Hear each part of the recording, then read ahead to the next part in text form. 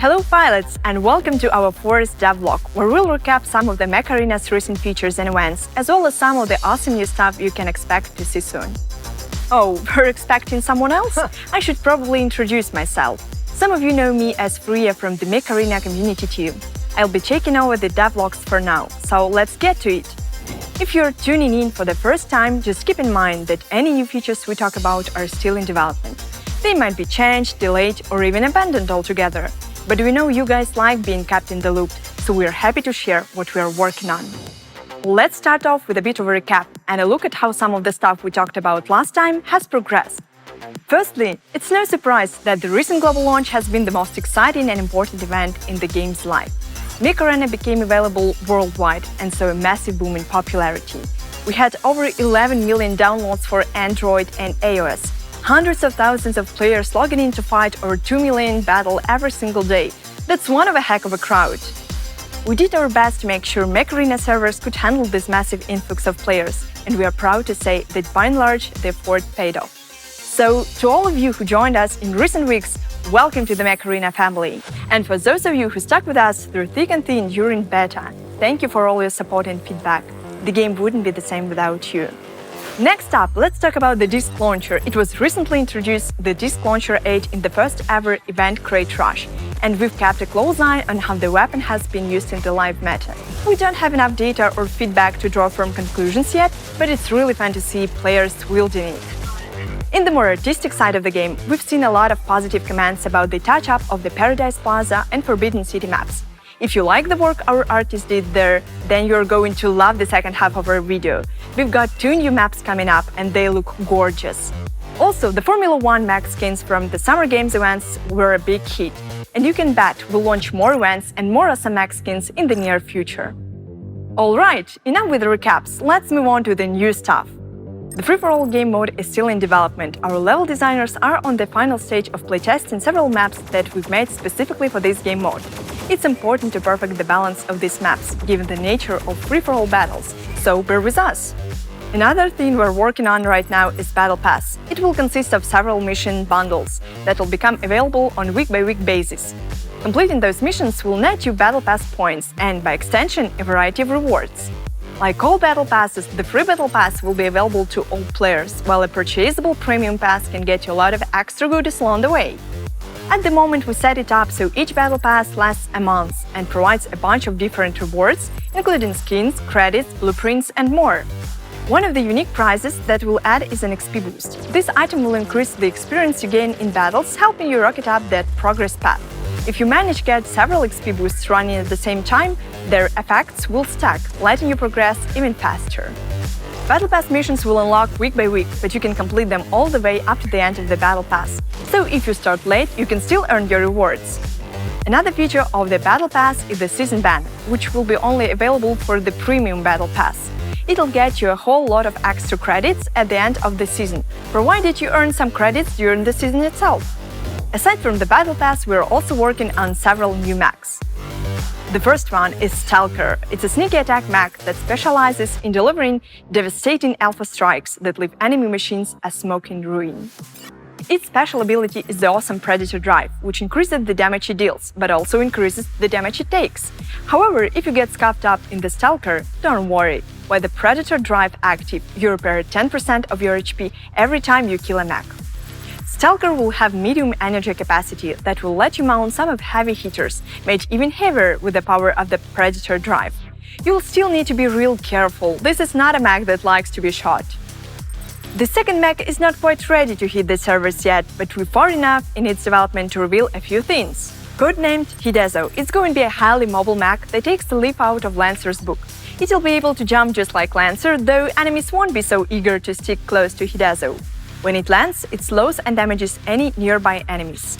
It'll have light energy capacity and limited HP, so if you're playing at this guy, you'll want to support your team with timely flanking attacks, jumping out from behind cover and waylaying the enemy before they know what hit them.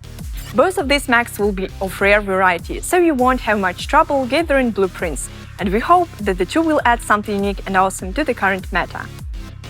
Next, let's talk about the maps. In our last vlog, we asked if you guys want to know more about the science of making beautiful maps. Your answer was overwhelmingly yes. so we're working on a dedicated video in the future. But the news get better, we also have a pair of new maps to show you right now.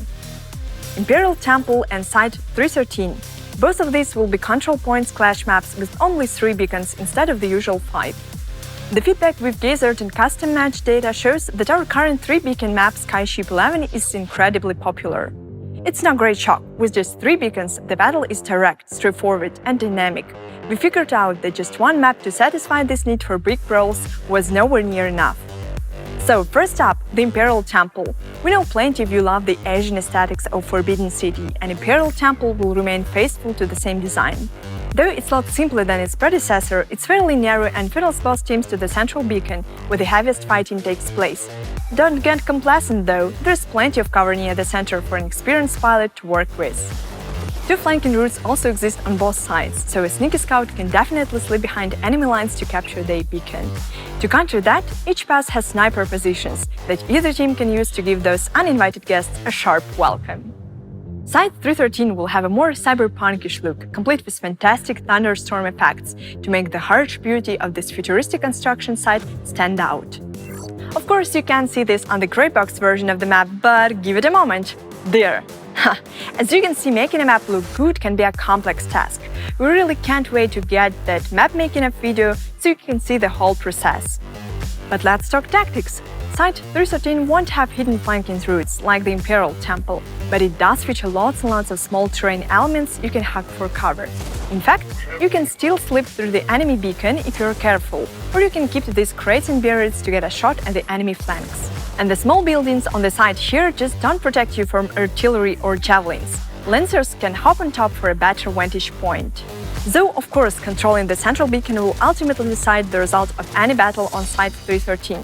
Speed, pressure, and good old daredevil attitude should carry you through. Alright, that's all the new stuff we have from our end, but we wanted to take a look at a few questions you guys posted after the previous vlog. The first one is from Roaster Toaster. While the idea itself is really neat, actually getting this into the game would be an intense undertaking. Implementing a testing environment that works for every mech and every weapon puts this idea just beyond what we can do right now. We have no plans to add a feature like that, but we do want to add links to simple YouTube tutorials into the game, so people can get better impressions on how mech or weapon works. The second question comes from Peter Trajan, and I've got better news in this case. We are definitely considering how to implement swappable mech layouts and squad combos, at least for different game modes. It's too early to say exactly how it'll work though. The last question is from DAD. Unfortunately, we do not plan to add any chat to the Mech Arena battles at the moment. Text chat wouldn't be practical, and voice chat has so many technical and performance issues that we just can't dedicate any resources to it for the foreseeable future. Alright, this might have been our longest devlog yet. We hope you've enjoyed what you've seen so far. As always, leave your comments and feedback under the video, and don't forget to like and subscribe. See you all in the next episode. Made specifically for this game mode. It's important. Another increases the damage it deals, but also increases the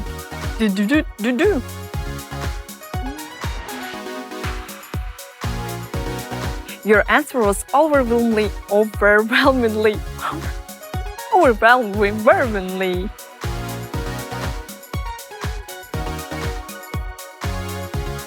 Decide the result of any battle on